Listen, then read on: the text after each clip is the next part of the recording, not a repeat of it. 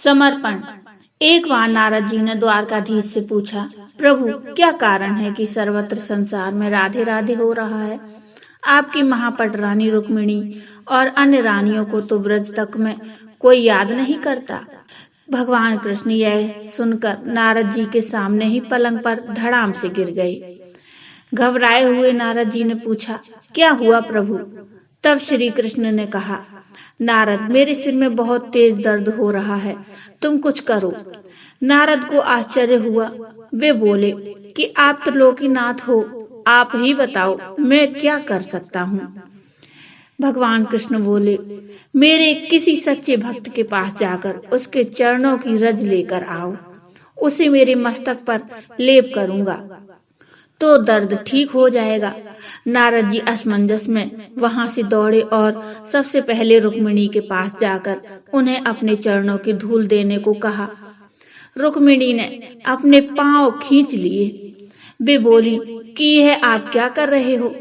भगवान कृष्ण मेरे पति हैं, मेरे चरणों की रज यदि उनके माथे पर लगी तो मुझे नरक में जाना पड़ेगा। यही जवाब अन्य रानियों ने भी दिया। नारद जी निराश हो गए और तुरंत मन की गति से राधा जी के पास पहुंचकर उन्हें सारी बात बताई। राधा अत्यंत व्याकुल हो गईं और नारद जी से पूछा, मेरे प्रभु को सर में दर्द हुए कितनी देर हो गई? नारद जी ने बतलाया कि यही कोई 2 घंटा हो गया। इस पर राधा नारद जी पर नाराज हो गईं। उन्होंने कहा, मेरे प्रियतम को 2 घंटे से जो वेदना हो रही है उसके लिए आप ही जिम्मेदार हो। आप मेरे चरणों की रज लेने तुरंत ही क्यों नहीं आए? अभी जितनी ले जाना हो ले जाओ, उसके बदले में मुझे एक बार तो क्या 1000 बार भी नरक जाना पड़े तो स्वीकार है। राधा के चरण रज लेकर नारद जी कृष्ण के पास पहुंचे। कृष्ण ने उस रज का अपने मस्तक पर लेप किया और सिर दर्द ठीक हो गया। श्री कृष्ण ने नारद से पूछा, कुछ समझ में आया कि सर्वत्र राधे राधे क्यों हो रहा है?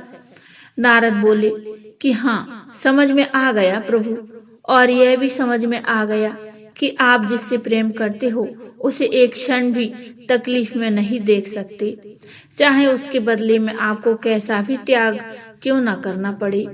यही सच्चा प्रेम है। समर्पण लेने की बात नहीं सोचता, लेकिन देने की सोचता है, केवल देने की। तो बोलो जय श्री राधे राधे।